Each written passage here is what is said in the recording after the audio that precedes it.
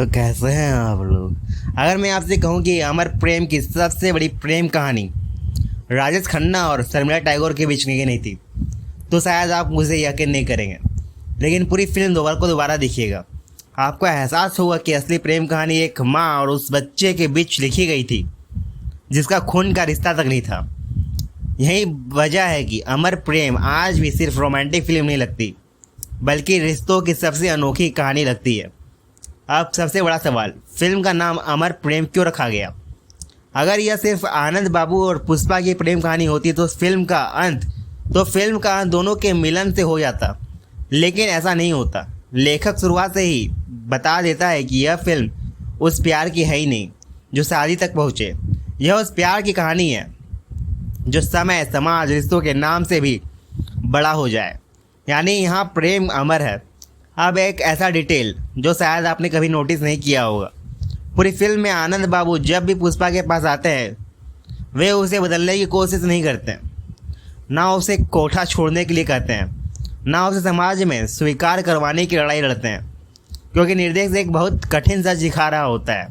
कई बार किसी इंसान को बचाने का मतलब उसे बदलना नहीं होता बल्कि उसे बिना जज किए स्वीकार करना होता है। 1972 में इतनी परिपक्व सोच बहुत कम फिल्मों में देखने को मिलती है। अब नंदू के एंट्री पर ध्यान दीजिए। लोग कहते हैं कि वह सिर्फ साइड कैरेक्टर था, लेकिन सच उल्टा है। अगर नंदू नहीं होता तो क्या पुष्पा सिर्फ एक दुखी औरत बनकर रह जाती? शायद हाँ, नंदू ही वह किरदार है जो पुष्पा को फिर से जीने की वजह देता है।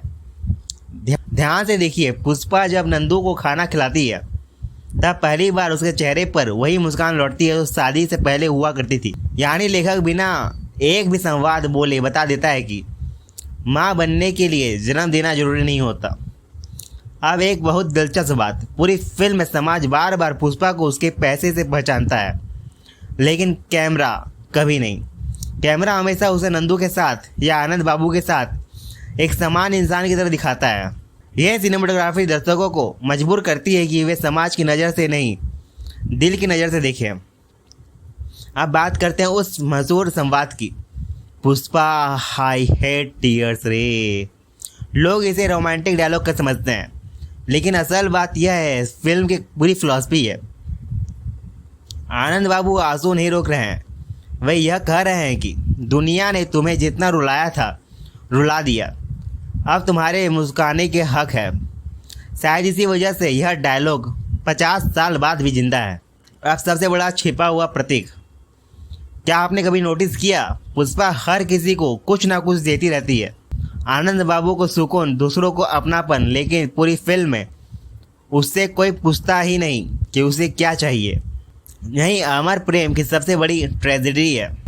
वह पूरी फिल्म सबकी ज़िंदगी में भरती रहती है, लेकिन उसके अपने ज़िंदगी खाली रह जाती है।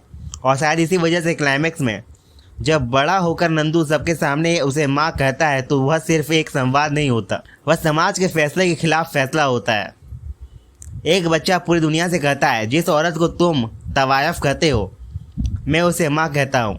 यही वह पल है जहाँ अमर प्रेम एक प्रेम कहानी से निकलकर भारतीय सिनेमा की सबसे मानवीय फिल्मों में बदल जाती है।